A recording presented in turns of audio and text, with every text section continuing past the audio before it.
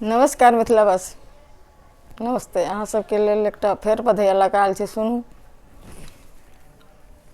महारानी जचा कौशल के बटुआ खोल दे जरा, महारानी जचा कौशल के बटुआ खोल दे जरा।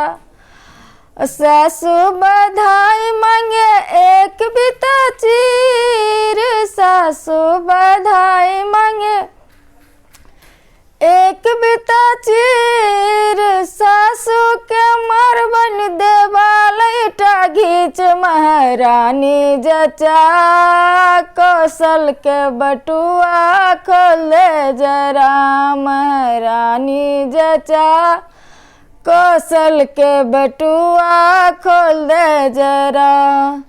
गोतनी बधाई मांगे गर हसूली, गोतनी बधाई मांगे गर हसूली, गोतनी के देवन लगाए फसरी, महारानी जचा कौशल के बटुआ खोल दे जरा।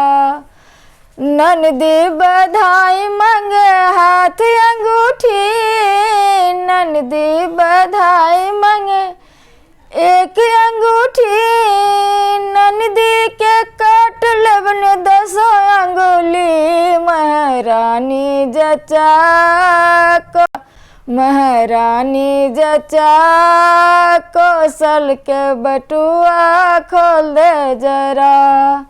लिया लिया पुतहु एक बिता चीर, लिया लिया पुतहु एक बिता चीर, अपना अम्मा के देव देवाल ईटा घीच, महारानी जचा कौशल के बटुआ खोल दे जरा। लिया लिया गोतनी गर हसूली, लिया लिया गोतनी अपन हसूली, अपना भाभी के लगायब देव फसरी, महारानी जचा कौशल के बटुआ खोल दे जरा।